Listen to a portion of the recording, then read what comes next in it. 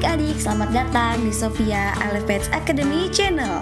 Channel yang akan membahas berbagai macam soal ujian untuk membantu adik-adik dalam mempersiapkan diri menghadapi ujian di sekolah.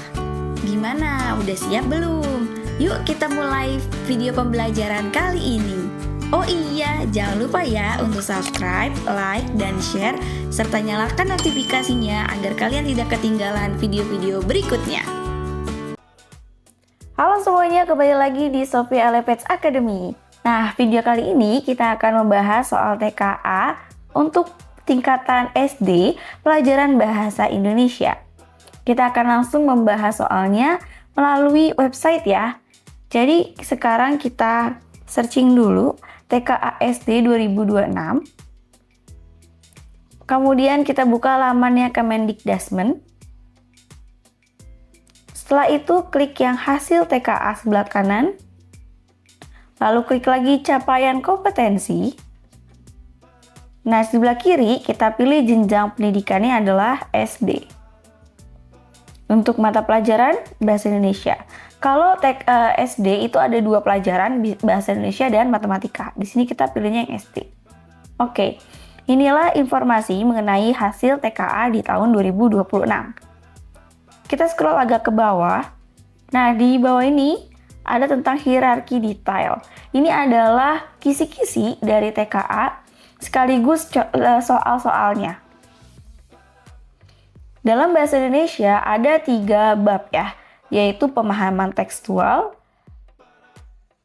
Kemudian yang kedua adalah pemahaman inferensial.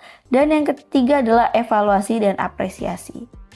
Kita mulai dari yang pertama dulu, pemahaman tekstual. Di sini ada 3 subkompetensinya.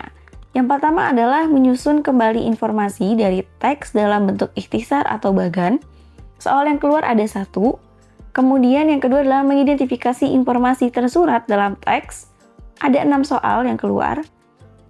Dan yang ketiga adalah mengidentifikasi objek berdasarkan kosakata yang digunakan dalam teks fiksi atau non-fiksi. Dan ini hanya 1. Oke, kita mulai dari yang pertama, menentukan bagan kerangka isi atau informasi dalam teks. Lihat soal. Ini adalah soalnya, ada teks dengan judul Indahnya Hutan-Hutan Mangrove di Indonesia. Kemudian pertanyaannya, bagan manakah yang sesuai untuk menggambarkan hutan mangrove pada teks? Kalau soal seperti ini, lebih cepat jika kita melihat dulu bentuk bagannya seperti apa. Oke, kita lihat sekilas. Nah, di pilihan jawaban, ternyata bagannya itu sama semua dengan judulnya hutan mangrove. Kemudian hutan mangrove ini dibagi menjadi 3, lokasi, zona menarik, dan contoh satwa. Jadi kita bisa fokus nih, cari tentang lokasinya aja, kemudian zona menariknya aja, dan contoh satwa. Kita balik ke teks. Hutan mangrove di Kulon Progo, Yogyakarta adalah tempat yang menyuguhkan keindahan alam menyejukkan hati. Hutan ini terletak di dekat Pantai Congot. Kawasan ini terbagi menjadi beberapa zona menarik seperti Pasir Mendit, Jembatan Api-Api, dan Pantai Kadilangu. Luasnya mencapai sekitar 3 km persegi, dipenuhi pohon-pohon bakau dengan akar unik yang menjulur di atas air. Nah, dari paragraf ini kita bisa tahu lokasinya ada di dekat Pantai Congot. Kemudian zona menariknya ada 3, ada Pasir Mendit, Jembatan Api-Api, dan Pantai Kadilangu. Dari itu aja kita bisa langsung menjawab soalnya teman-teman.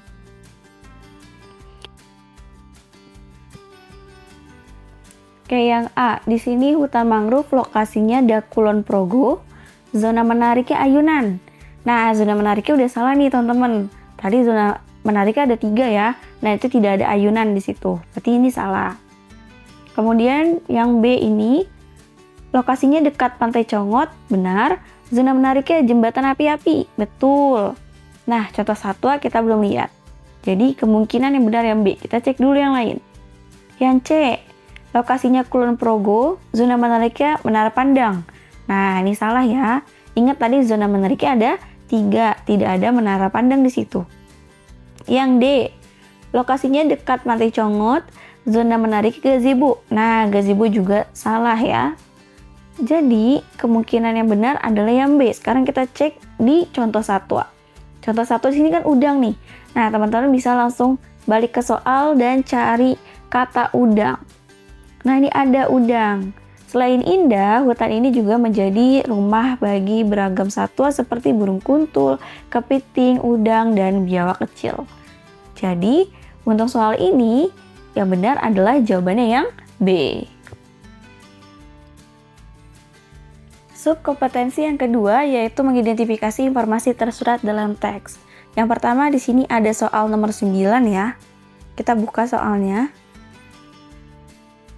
Oke, ini ada gambar, ada seorang anak dengan ayahnya mungkin, dan ada gambar bintang-bintang di langit. Ini ada teksnya, tapi kita baca dulu pertanyaannya. Mengapa hujan meteor tidak berbahaya? Silakan kita baca. Buku harianku. Ayah akan mengajakku melihat hujan meteor. Meteor adalah batu atau debu antar planet. Ketika meteor jatuh ke bumi, meteor terbakar karena gesekan lapisan udara bumi. Itu sebabnya meteor terlihat seperti bidang jatuh atau bintang berpindah. Aku berdoa supaya hari itu tidak hujan. Meteor tampak lebih jelas jika langit cerah. Jika aku beruntung, aku dapat melihat belasan meteor per jam. Awalnya aku khawatir kalau bintang jatuh dapat menimpaku. Untunglah, ayah sudah menenangkanku. Hujan meteor itu tidak berbahaya. Jangan takut, meteor ini akan habis terbakar di langit. Nah, berarti mengapa hujan meteor tidak berbahaya? Karena meteor akan habis terbakar di langit. Silakan dicari di pilihan jawaban. Yang A, meteor dapat berpindah, salah. Yang B, hanya muncul saat langit cerah, salah. Yang C, hanya muncul saat hujan, salah. Yang D, akan habis terbakar di langit. Nah, untuk soal ini jawabannya yang D. Lanjut, ini nomor 11. Kita cek dulu. Pertanyaannya adalah, bentuk apa yang bisa ditiru Giga saat bermain dengan heksagonal? Oke. Giga si segitiga mempunyai banyak ide. Dia senang menirukan bentuk. Dia sering mengajak teman-temannya bermain bersama. Banyak bentuk yang bisa ditiru. Bentuk dan sudut yang sama membuat mereka selalu serasi. Contohnya pohon cemara, gunung, atap rumah, bendera, dan kipas angin. Giga juga suka bermain dengan pasukan kotak. Banyak bentuk yang bisa ditirukan, seperti roket, ikan, dan menara. Saat bermain dengan heksagonal, dia menirukan bentuk bunga. Bentuk mereka memang berbeda, namun mereka memiliki sudut-sudut yang pas. Giga sedih, lingkaran tak mau bermain dengannya.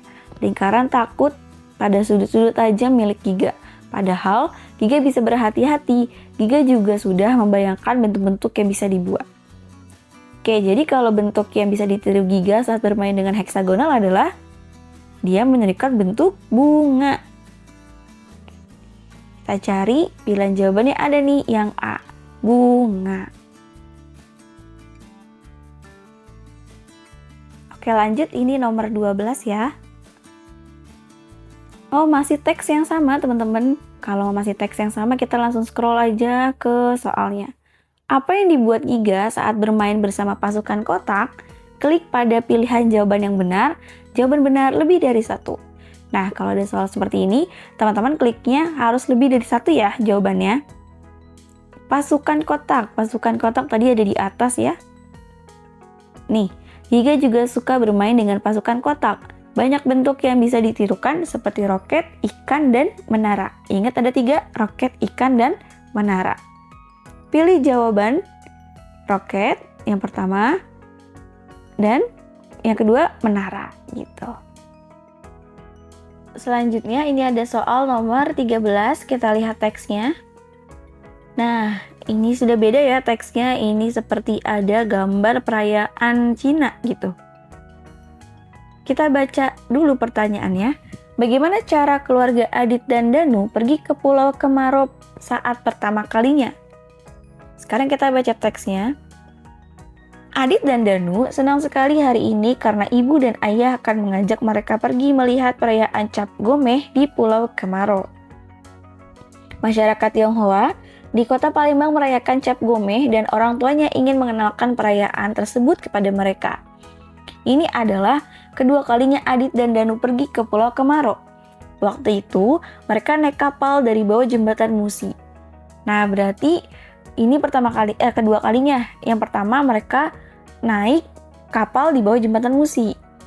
Kali ini mereka akan menyeberangi Sungai Musi dengan berjalan kaki di atas jembatan ponton yang dipasang khusus saat perayaan Imlek setiap tahunnya. Mereka berangkat setelah makan malam. Nah, kalau di cerita ini dia sekarang berjalan kaki di atas jembatan ponton. Waktu itu yang pertama kali itu naik kapal gitu ya. Jadi kita udah tahu nih jawabannya. Jawabannya adalah naik kapal. Kita cek pilihan jawaban. Menyeberangi jembatan ponton dengan mobil salah, melewati jembatan ponton dengan berjalan kaki. Ini yang kedua kalinya ya. Kemudian menggunakan kapal dari bawah jembatan Musi. Nah, ini benar. Jadi untuk soal ini jawabannya yang C. Soal nomor 19. Masih dalam menentukan informasi tersurat pada teks. Kita lihat soalnya. Ini teksnya juga berbeda lagi ya. Sekarang ada anak perempuan yang sedang dipotong rambut. Oke, kita lihat dulu pertanyaannya. Siapa yang memotong rambut Rara saat ruatan? Oke, kita baca teksnya. Pokoknya Rara mau HP sebelum ruatan, rengek Rara. Maaf nak, ibu belum bisa membelikannya, terang ibu. Jadi Rara tidak bisa ikut tradisi ruatan? Tanyanya kesal. Ibu sedih mendengar pertanyaan Rara. Ayah yang tidak sengaja lewat ikut mendengar. Rara, kamu minta HP? Tanya ayah. Iya, jawabnya. Kata ketua adat, Rara boleh minta satu permintaan ke ayah ibu, terang Rara. Terus, permintaan Rara itu harus dipenuhi. Baru Rara bisa ikut ruatan ya, lanjut Rara. Ayah mengangguk dan perlahan menjelaskan keadaan mereka. Ibunya seorang pedagang kecil dan ayah hanya penjaga villa. Jadi cukup berat untuk membelikan HP. Rara sadar dirinya tidak kaya dan meminta maaf ke ayah dan ibu. Akhirnya, Rara hanya meminta dibelikan buku cerita di pasar. Tibalah hari ruatan saat rambut Rara akan dipotong. Rara sudah bersiap dengan baju adat. Wah, bagus bajunya, kata Rara takjub. Ayo nak, kamu harus segera bergabung dengan teman lainnya, perintah ibu. Mau kemana bu? Tanya Rara. Ibu menjelaskan kalau Rara akan dibawa ke tempat ritual ruatan. Di sana ketua adat akan memotong rambut gimbal Rara. Setelah rambut Rara dipotong, Rara ngapain bu? Penyerahan permintaan dan larung rambut. Jawab ibu dan Rara menjadi bingung. Ibu dan ayah akan memberikan barang yang kamu minta kemarin, jawab ibu. Asik, terima kasih bu, ucap Rara. Tapi kamu harus tetap ikut acara larung rambut ya, di sungai dekat desa. Baik bu, sambil memberikan jempol. Nah, dari cerita ini kita tahu yang memotong rambut Rara adalah ketua adat ya. Ada nih di sini. Nih. Oke. Jadi jawabannya yang A, ketua adat. Soal terakhir, di subkompetensi menentukan informasi tersurat dalam teks. Ini ada di soal nomor 28. Mari kita lihat soalnya. Oh, ternyata beda lagi nih teksnya ya.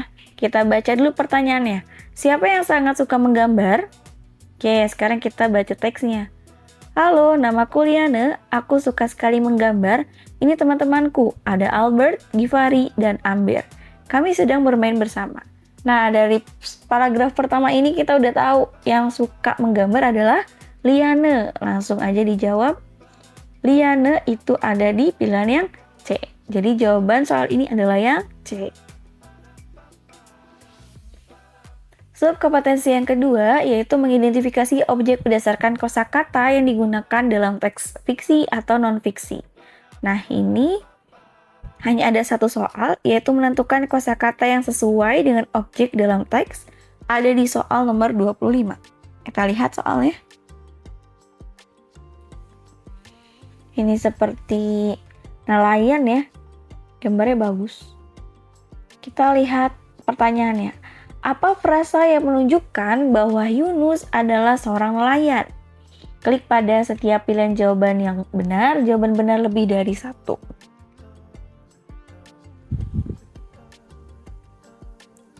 Coba kita baca dulu teksnya. Sudah bertahun-tahun Yunus bekerja sebagai nelayan. Setiap hari ia mengarungi laut dan melempar jala. Asal tidak badai, Yunus pasti melaut. Nah, udah ada nih jawabannya teman-teman. Mengarungi laut dan melempar jala. Coba kita lihat di pilihan jawaban. Mengarungi laut. Nah, ini benar, nanti diklik. Kemudian melempar jala. Betul. Kalau memperbaiki perahu, salah ya. Jadi, kita udah dapat jawabannya yaitu di pernyataan 1 dan kedua. Kompetensi yang kedua yaitu pemahaman inferensial. Nah, di sini ada 3 subkompetensi. Yang pertama adalah menjelaskan makna ungkapan yang digunakan dalam teks. Ini ada 3 soal yang muncul, yaitu menentukan makna ungkapan dalam teks ada di soal nomor 2. Kita langsung aja lihat soalnya. Oke, ini kembali ke teks tentang hutan mangrove. Kita ke pertanyaannya. Apa maksud istilah permata tersembunyi dalam teks? Istilah tersembunyi. Oh, permata tersembunyi ada di sini. Oke, kita coba baca dari awal paragraf. Begitu melangkah ke dalam area, pengunjung akan disambut oleh jembatan kayu dan suasana rindang yang membuat hati tenang. Banyak spot foto menarik seperti ayunan, gazebo, dan menara pandang.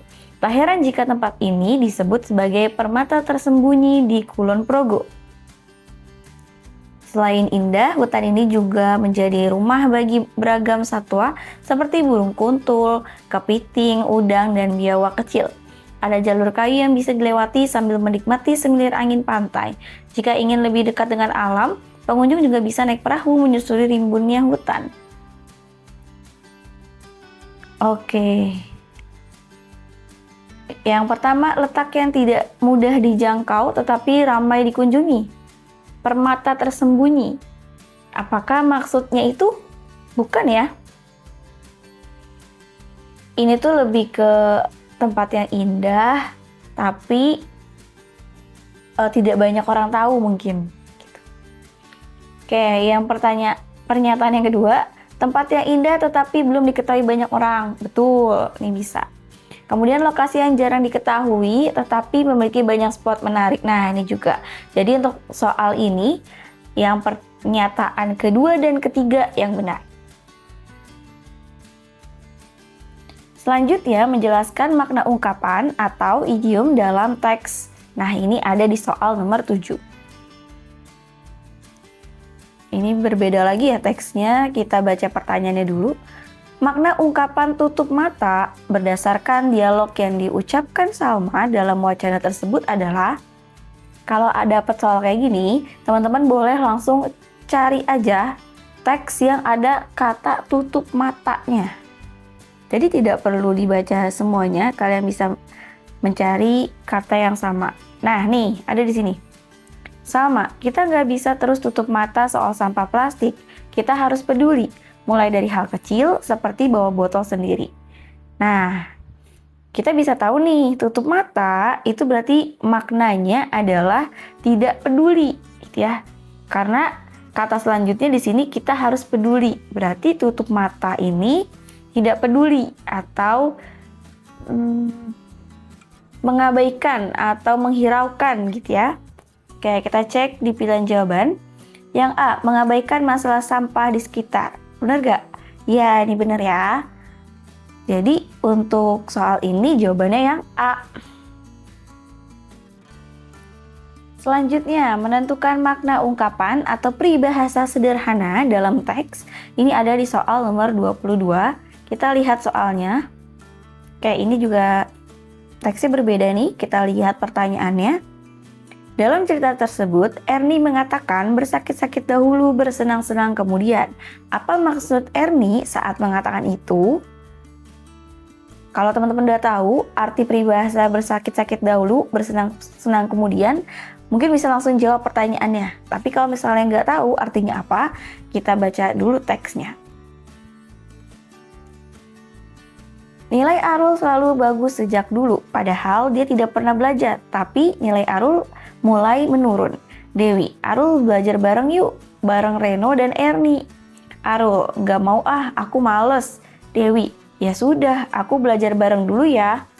Arul, belajar aja sana, paling nilainya lebih bagus aku. Arul, mending aku main bola. Arul kembali bermain, dia mengambil sepatunya, dia berlari ke lapangan sambil membawa bola. Dia menendang bola ke gawang yang kosong. Keesokan hari setelah ujian, Arul kaget saat melihat nilainya. Arul, kok nilaiku jelek banget? Reno, emang apa yang kamu pelajari, Rul? Arul, buat apa aku belajar? Nilaiku loh selalu bagus. Erni, ya nggak bisa begitu Arul, pelajaran kita kan semakin susah. Dewi, iya kita sudah harus rajin belajar. Arul, dulu aku tidak belajar, nilaiku juga selalu bagus kan? Reno, iya itu kan dulu, lihat nilaimu sekarang, semakin lama semakin jelek kan? Arul hanya bisa memandangi nilainya. Dewi, kamu harus belajar kalau mau nilai bagus. Erni, iya, berakit-rakit ke hulu, berenang-renang kemudian, bersakit-sakit dahulu, bersenang-senang kemudian. Dewi, betul, harus berusaha kalau mau berhasil. Arul, apa itu? Reno, peribahasa Rul, ayo belajar bareng biar sama-sama tahu. Arul pun mengangguk. Nah, berarti maknanya itu adalah berusaha kalau mau sukses ya, atau kalau mau berhasil. Nah, ini ada di percakapan atau dialog dari Dewi nih. Betul, harus berusaha kalau mau berhasil. Tuh makna peribahasanya. Sekarang kita cek pilihan jawaban. Yang A, menginformasikan kepada Arul bahwa ia harus lebih giat dan semangat lagi dalam belajar. Bisa, kita cek yang lain. Yang B, memperjelas ucapan Erni bahwa Arul bisa mendapatkan nilai bagus kalau belajar bersama. Yang C, menasehati Arul bahwa ia bisa mendapatkan nilai yang bagus kalau dia tidak sombong. Nah, ini salah nih. Oke, yang D, memberitahukan kepada Arul bahwa ia harus mau belajar kalau ingin nilai ujiannya bagus lagi. Yang mana nih, teman-teman? Yang lebih tepat adalah yang D, memberitahukan pada Arul bahwa ia harus mau belajar kalau ingin nilainya ujiannya bagus lagi gitu. Nah, ini maknanya sama dengan bersakit-sakit dahulu. Bersakit-sakit itu seolah-olah kita harus berusaha. Berusaha di sini adalah belajar. Kemudian bersenang-senang kemudian, nah itu mendapatkan hasilnya. Hasil yang bagus, nilai yang bagus, atau sukses gitu ya. Jadi jawaban yang tepat adalah yang D. Kita masuk ke dalam subkompetensi yang kedua, yaitu menyimpulkan ide pokok, gagasan pendukung, amanat, tokoh, peristiwa, dan atau nilai-nilai dalam teks. Di sini ada 8 soal yang muncul. Yang pertama yaitu menyusun kesimpulan untuk menentukan relevansi isi dalam teks. Ada di soal nomor 4. Kita lihat teksnya. Boleh cek pertanyaannya dulu. Mengapa bakwan dikatakan sebagai makanan yang unik? Klik pada setiap jawaban benar lebih dari satu. Nah, karena di sini adalah menyusun kesimpulan, berarti kita perlu membaca semua teksnya ya. Bakwan merupakan makanan unik yang banyak disukai. Bakwan muncul karena pengaruh dari berbagai budaya seperti Cina, Jepang, bahkan Eropa atau Portugis. Awalnya, bakwan terbuat dari daging dan tepung yang digoreng. Di Jepang, sayur yang digoreng tepung disebut tempura. Makanan tersebut bisa jadi ikut mempengaruhi berkembangnya bakwan di Indonesia. Kini, bakwan berisi aneka sayuran seperti toge, kol, dan wortel yang dicampur dengan adonan tepung berbumbu rempah. Bisa juga ditambahkan isian udang, sosis, atau bakso. Nama bakwan berbeda di tiap daerah. Jakarta, Jogja, Manado, dan Lampung menyebut bakwan. Di banyak kota di Jawa Timur disebut ote-ote atau weci. Di Bandung disebut bala-bala. Sementara di Semarang dan di Pekalongan disebut badak. Jadi mengapa bakwan dikatakan sebagai makanan yang unik? Pernyataan yang pertama memiliki isi yang sama dengan makanan Jepang. Nah, sama nggak? Beda. Kalau yang bakwan dulu itu kan isinya daging. Sedangkan kalau yang makanan Jepang itu isinya sayuran ya. Sayuran yang digoreng dengan tepung disebut tempura. Jadi beda nih. Kemudian yang pernyataan kedua, perkembangannya dipengaruhi budaya negara lain. Bener nggak? Bener. Ini ada di paragraf pertama. Bakwan merupakan makanan unik yang banyak disukai. Bakwan muncul karena pengaruh berbagai budaya. Nah, budayanya itu negara lain, Cina, Jepang gitu. Jadi pernyataan yang kedua benar. Pernyataan ketiga, ditemukan di berbagai daerah dengan sebutan berbeda. Nah, ini juga benar karena ada di paragraf terakhir nih. Oke? Jadi untuk soal nomor ini, yang benar itu ada di pernyataan kedua dan ketiga. Soal yang kedua yaitu menyimpulkan nilai-nilai yang terdapat dalam teks. Nah, ini ada di soal nomor 6. Kita lihat soalnya. Wah, kembali lagi teksnya ke botol minum nih, tentang botol minum. Percakapan antara Salma, Alvin, dan Siva. Kalau masih ingat teksnya, langsung aja kita baca pertanyaan dan jawab soalnya. Tapi kalau misalnya lupa, boleh dibaca lagi teksnya ya. Pertanyaannya adalah nilai moral apa saja yang diperoleh dari cerita tersebut. Klik pada setiap pilihan jawaban benar lebih dari satu. Pernyataan yang pertama adalah bebas memilih gaya hidup. Nah, benar gak? Salah ya, karena ini kan tentang menggunakan botol minum ya, bukan menggunakan botol minum kemasan gitu agar tidak bertambah sampah plastik, kemudian kita peduli pada lingkungan. Nah, berarti artinya bukan bebas memilih gaya hidup. Kemudian yang kedua, peduli lingkungan itu penting. Nah, ini benar karena ini mengganti botol minum kemasan atau yang plastik gitu dengan botol minum yang kita sebut dengan tumbler gitu.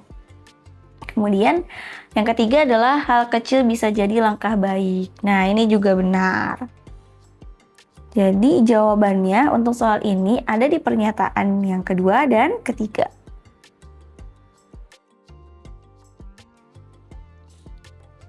Yang ketiga yaitu menyusun inferensi atau kesimpulan isi dalam teks. Ini ada di soal nomor 10. Kita lihat soalnya. Oke, ini teksnya kembali lagi tentang anak yang melihat meteor dengan ayahnya. Kita langsung aja ke pertanyaannya.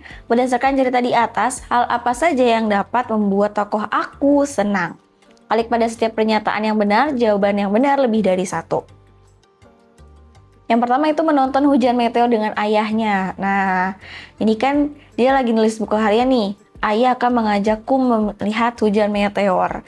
Jadi dia sangat senang menghabiskan waktu dengan ayahnya nih ada. Di kalimat paling akhir, aku senang sekali menghabiskan waktu dengan ayah.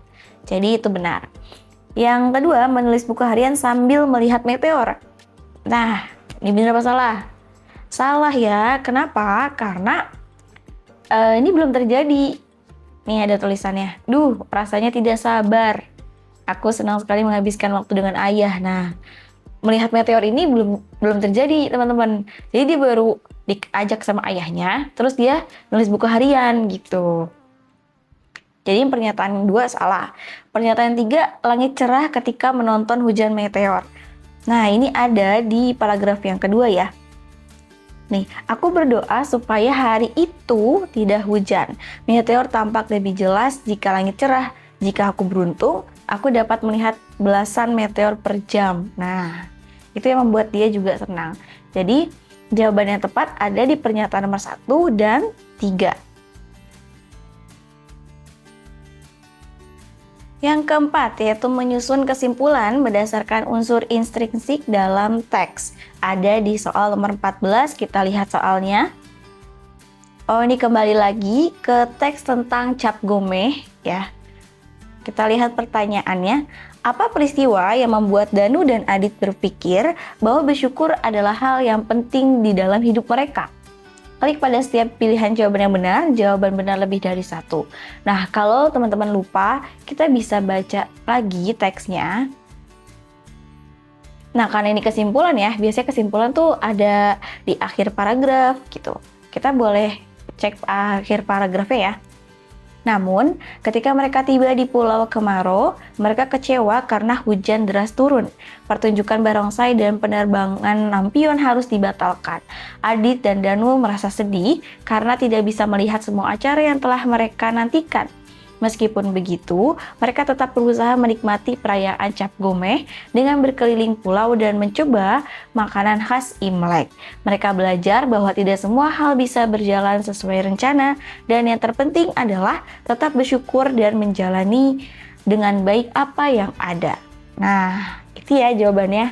Kita cek pilihan jawaban. Yang pertama, pertunjukan barongsai ditiadakan sehingga mereka memilih berkeliling pulau. Benar tidak? Benar. Yang kedua, keluarga Danu berjalan kaki melewati jembatan ponton meskipun hujan turun. Benar gak?